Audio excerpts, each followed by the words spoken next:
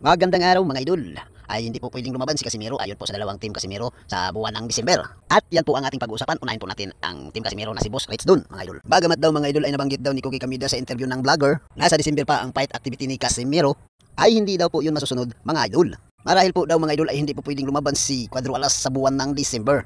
Dahilan po mga idol ay magbubukas si Casimiro sa buwan ng Disyember ng isang business sa Butuan City. Kaya ang ginawa ni Casimiro mga idol ay nakiusap sa kanyang promoter na kung maaari ay mas maaga ang kanilang gagawin na activity fight. At ayun nga mga idol ay napagbigyan po ang kahilingan ni Casimiro at ngayon po ay nagsisimula na po siya sa kanyang training. Itong si Cuadro Alas dahil sa buwan ng Oktober na po ito mapapalaban. At hindi na po nga raw Disyember. Samantala mga idol, ganun din daw ang sinabi ng isang team Casimiro na si Kuyang Joseph Rivera na hindi nga raw Disyember ang laban ni Casimiro. Mas maaga nga raw gagawin ang nasabing activity fight mga idol. At talagang pinanindigan po yan ni Mr. Rivera mga idol. Kulang na lang makipagpitpitan ng yagbol itong si Rivera. At maaari po ninyong mapanood ang mga sinabi ng mga team Casimiro mga idol na sila Boss Resdon at Rivera sa kanilang mga channel mga idol. Bukod dyan mga idol ay nabanggit po yan ng dalawang magkapatid na si Casimiro at si Kuya Lods mga idol. At ito na po ang sa akin mga idol, di porket sinabi ng promoter na December ang laban ni Casimiro ay iyon na. Maaring nagbago ang isip ni Camida dahil isang activity fight lang naman po yan. Siguro na baka may event si Camida sa buwan ng October kung saan doon niya maaring isingit si Casimiro. Mas pabor nga po yan sa ating mga boxing fans.